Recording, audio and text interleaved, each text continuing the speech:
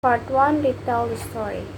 This story is tells about once upon a time there was an old man, an old woman, and a little boy. One morning, the old woman made some gingerbread in the shape of a man.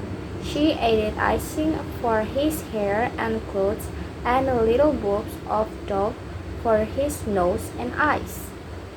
When she put him in the oven to bake, she said to the little boy, "You watch the gingerbread man while your grandfather and I go out to the work in the garden."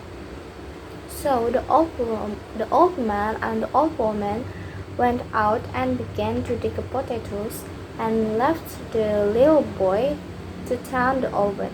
But he started to daydream and didn't watch it all of the time. All of a sudden he heard a noise and he looked up. The oven door popped open, and out of the oven jumped a gingerbread man and went rolling around and over and towards the open door of the house. The little boy ran to shut the door, but the gingerbread man was too quick for him and rolled through the door, down steps, and out into the road long before the little boy could catch him. The little boy ran after him as fast as he could manage, crying out to his grandfather and grandmother, who heard the noise and threw down their spades in the garden to give chase to. The gingerbread man outran all the three a long way and was soon out of sight. While they had to sit down, all out of breath, on the bank to rest.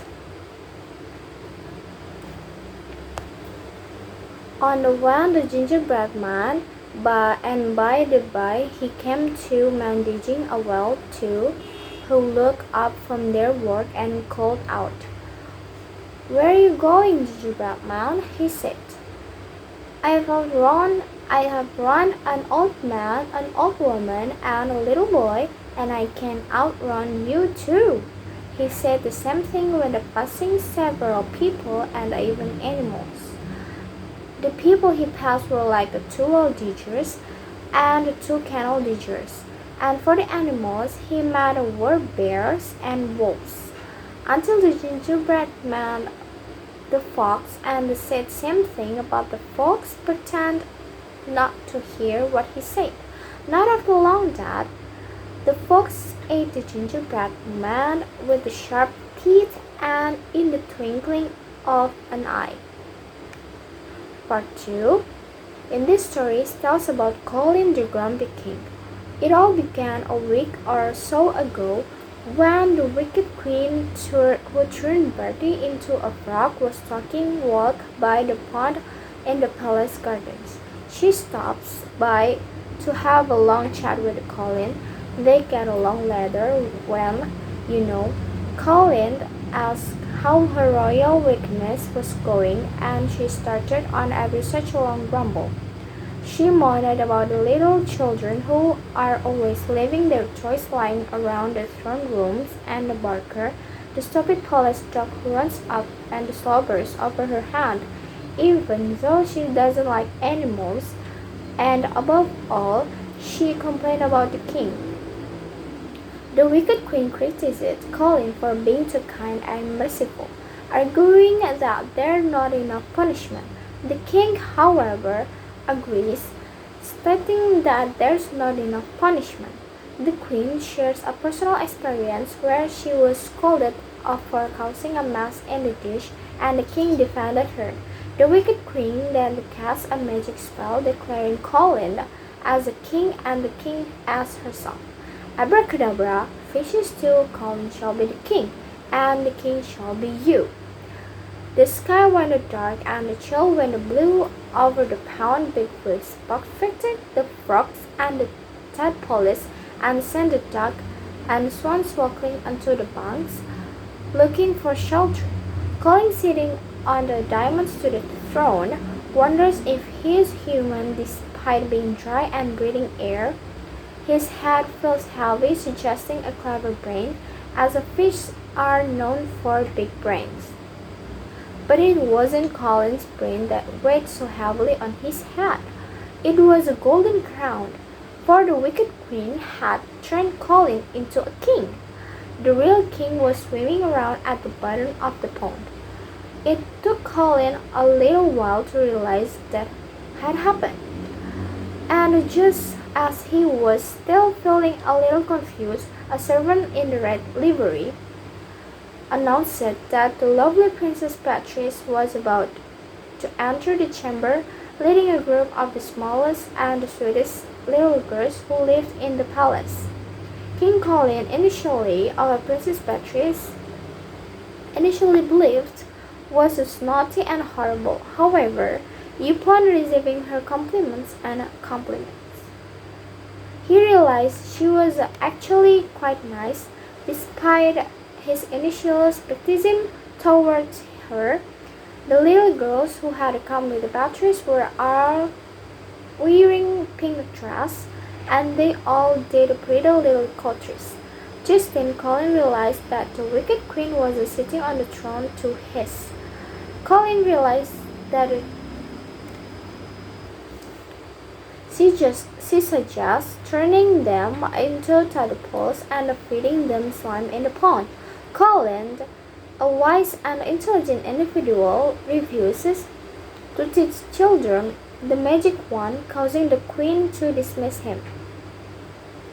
The chamberlain asks for the lunch, but King Colin insists on fries, lightly fried with the butter and the green algae.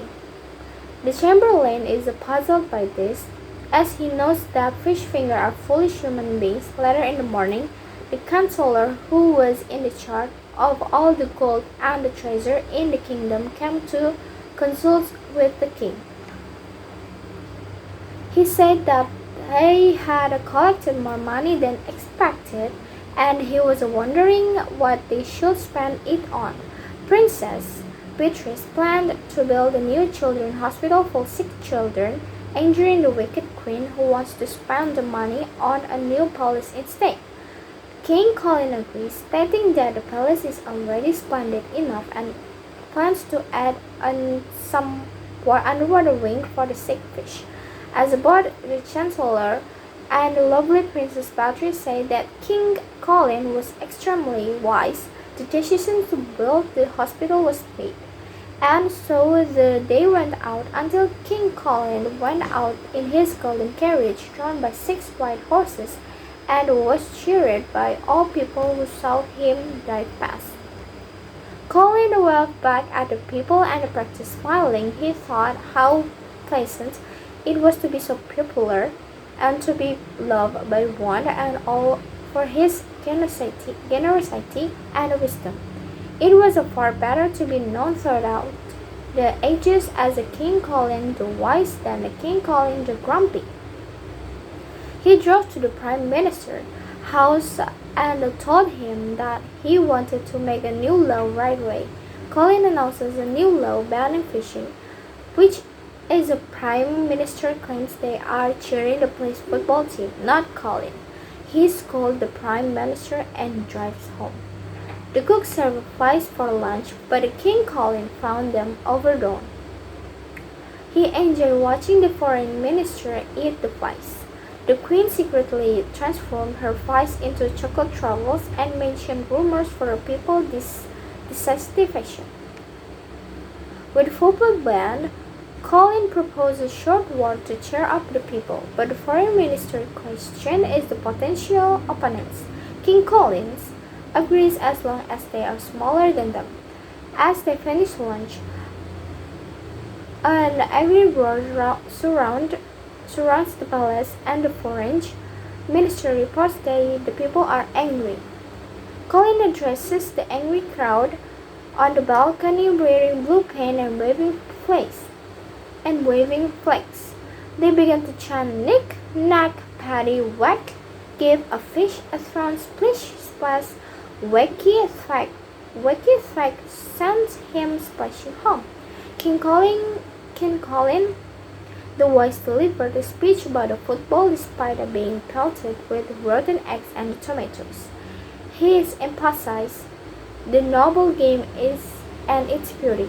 The crowd listened, but a boy called him cold-faced and insulted him. Despite the insult, Colin continues his speech, promising a brighter future for the kingdom.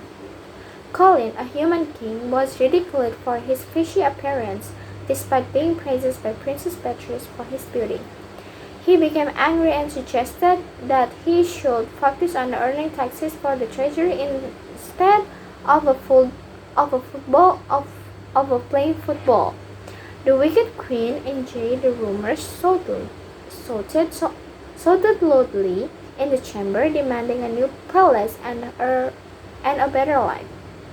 The crowd began angry, and the king Colin tries to calm them down, but they couldn't hear him.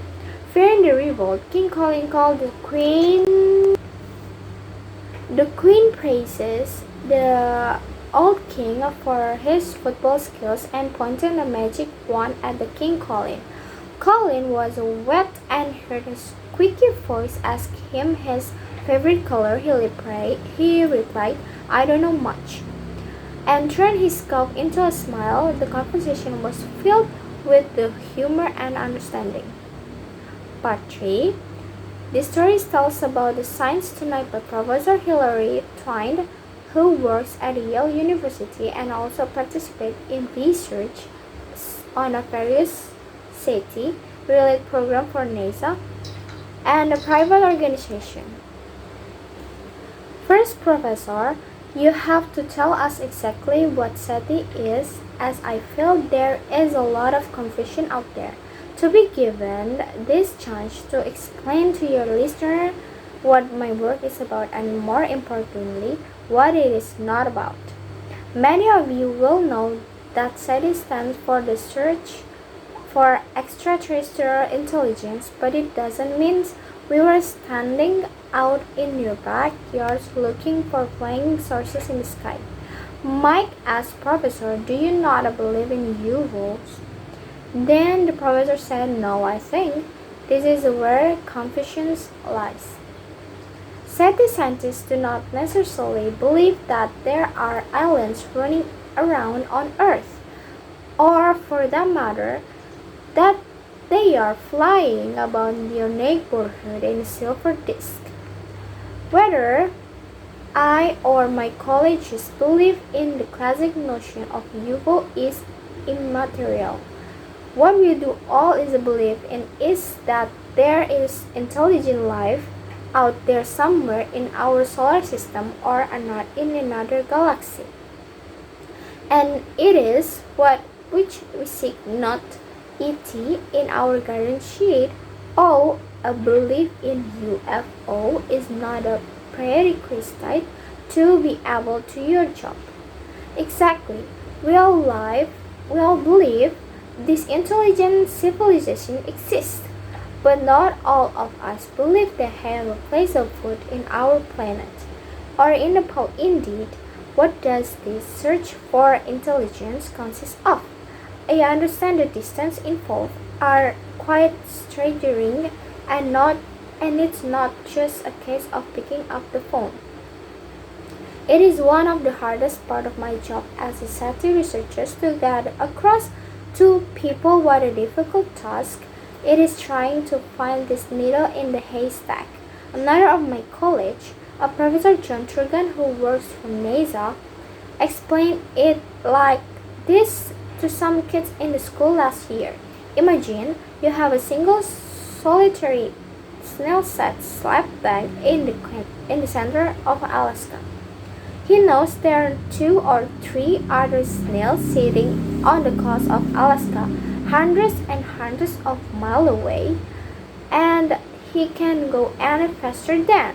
Well, we know how slow its snail is.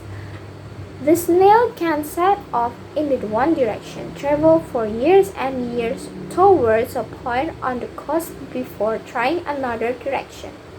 Searching for life on the other planets involved an active stance in the 1960s and the 1970s, were actively putting signals out of trying to find the other guy. We send the probes into space with messages on the photos and the music from the Earth on rudimentary picture disc. We even send out a map of to find us. That could be dangerous. Well, there are many reasons why this makes far some more sense. First of all, it's a question of logistics. Think our snail in our sky game. Instead of trying to guess where his body cells are, he can sit back and wait for them to come to him. Also, we are looking for advanced civilization. It will be nice to find some fortunes on Mars or some planet, but we would ultimately like to find an intelligent civilization, one of those capable of long distance interstellar communication and possibly travel. We have been emitting radio and TV waves into space for about 70 years. Any civilization within 70 light years of Earth, and that quite a few stars believe me would have been made aware of our presence by now. We are simply looking for the same telltale signs coming from the other planets and star system. A famous scientist once said many years ago, coming something to the effect of, if the skies are out there is such great number as many of us believe, where are they? Is quite boring, is totally silent, and it's quite easy to begin to think that we might actually be alone here. It could be any of a whole list of things. We may be looking in the wrong place. We may not have the technology to pick up whatever is being broadcast by civilization more adventurous than us. Would we have been able to pick up the radio waves in the days of Jefferson and Washington? It is also true that any advanced civilization in our corner of the universe may not be around anymore. That is another interesting theory. What in the end is the lifespan of an advanced civilization? Maybe extraterrestrial intelligence got so smart that they destroyed themselves? You only need to look at ourselves to see that possibility. We have only been the one might call advanced for matter of a century or two, and look at environment damage, nuclear proliferation, and overpopulation. Yeah, it is a distinct possibility that any life form may only be at our level of advancement for a relatively short time. Universe is a staggeringly large place, and we have only scanned our galaxy really. When you think there are as many galaxies in the observable universe as there are grains of sand on Earth,